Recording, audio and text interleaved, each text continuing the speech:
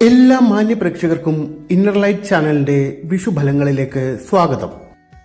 2025-26 അതായത് കൊല്ലവർഷം 1200 ആണ്ടിലെ വിഷുഫലങ്ങളാണ് ഇന്ന് നമ്മൾ പരിശോധിക്കുന്നത്.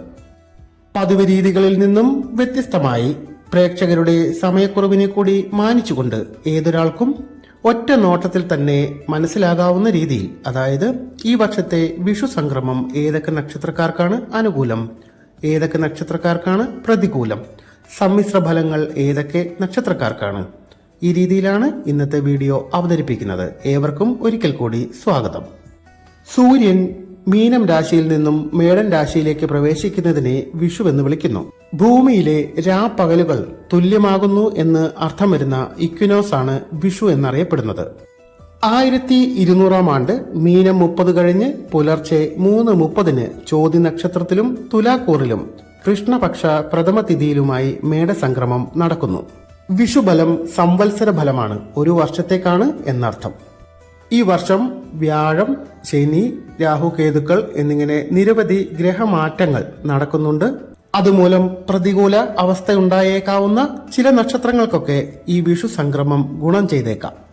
അതുപോലെ തിരിച്ചും സംഭവിക്കാം.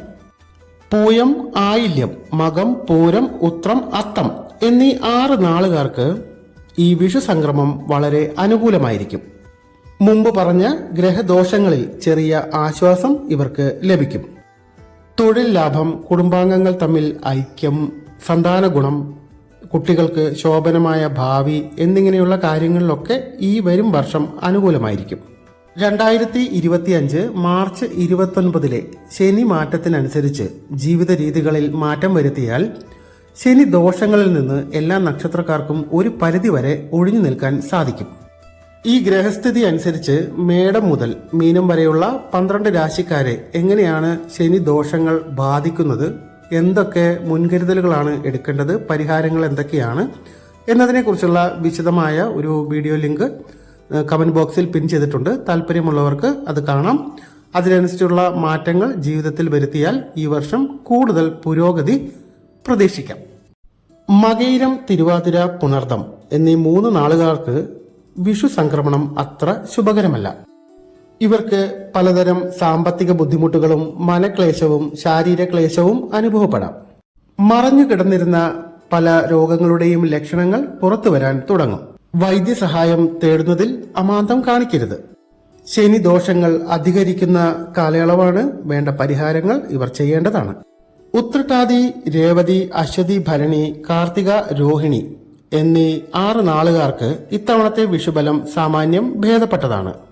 ഇവർക്ക് വർഷം മുഴുവൻ സന്തോഷിക്കാനുള്ള എന്തെങ്കിലുമൊക്കെ കാര്യങ്ങൾ ലഭിക്കും. ഇവർക്ക് വർഷം മുഴുവൻ സമൃദ്ധി, സാമ്പത്തിക ലാഭം, ദാമ്പത്യ സുഖം, തൊഴിൽ ലാഭം എന്നിവയ്ക്കൊക്കെ അനുകൂലമാണ്. അവിട്ടം, ചതയം, പൂരുരുട്ടാതി എന്നീ 3 നാളുകാർക്ക് ഇത്തവണത്തെ വിഷുബലം അത്ര ശോഭനമല്ല. സാമ്പത്തികമായ ബുദ്ധിമുട്ടുകൾ, അധിക ചിലവുകൾ, സാമ്പത്തിക പ്രയാസങ്ങളും കാലതാമസങ്ങളും എന്നിവയൊക്കെ അനുഭവത്തിൽ വന്നേക്കാം. ഇന്റർവ്യൂവിന് വിളിച്ചാലും പോകാൻ സാധിക്കാതിരിക്കുക, ഇതുപോലുള്ള ചില തൊഴിൽ തടസ്സങ്ങളും ബുദ്ധിമുട്ടുകളും കാലതാമസങ്ങളും ഒക്കെ പ്രതീക്ഷിക്കാം. മാനസിക സമ്മർദ്ദങ്ങൾ രോഗാവസ്ഥയിലേക്ക് എത്താതിരിക്കാൻ ശ്രദ്ധിക്കേണ്ടതാണ്. ശനിദോഷ പരിഹാരങ്ങളും ഈശ്വരാധീനവും വർദ്ധിപ്പിക്കേണ്ട കാലഘട്ടമാണ്. അനിഴം, തൃക്കേട്ട, മൂലം, പൂരാടം, ഉത്രാടം, തിരുവോണം എന്നീ 6 നാളുകാർക്ക് ഇത്തവണത്തെ വിഷു സംക്രമം ശുഭകരമാണ്. സാമ്പത്തിക പുരോഗതിയും നേതൃഗുണങ്ങളും അവസരങ്ങളും ഇവർക്ക് ലഭിക്കും. വിദേശ ജോലിക്ക് ശ്രമിക്കുന്നവർക്ക് അനുകൂല സാഹചര്യമാണ്. പൊതുവെ ഈ വർഷം ഇവർക്ക് അനുകൂലമാണ്. ചിത്തിര, ചോതി, വിശാഖം എന്നീ 3 നക്ഷത്രക്കാർക്ക് സമ്മിശ്രമായ ഫലങ്ങളായിരിക്കും ഈ വർഷം അനുഭവപ്പെടുക. ഈശ്വരാധീനം വർദ്ധിപ്പിക്കേണ്ട കാലഘട്ടമാണ്. ബന്ധുജനങ്ങളുമായി ഇഷ്ടക്കുറവ്, അസ്വാരസ്യങ്ങൾ, അധിക ചിലവുകൾ, ശത്രുക്കളെ കൊണ്ടുള്ള ഉപദ്രവങ്ങൾ എന്നിവയൊക്കെ അനുഭവത്തിൽ വന്നേക്കാം.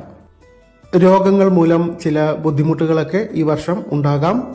സ്വാത്വികമായ ജീവിത രീതി അനുവർത്തിക്കുന്നത് ഇവർക്ക് ഗുണം ചെയ്യും. നന്ദി, നമസ്കാരം.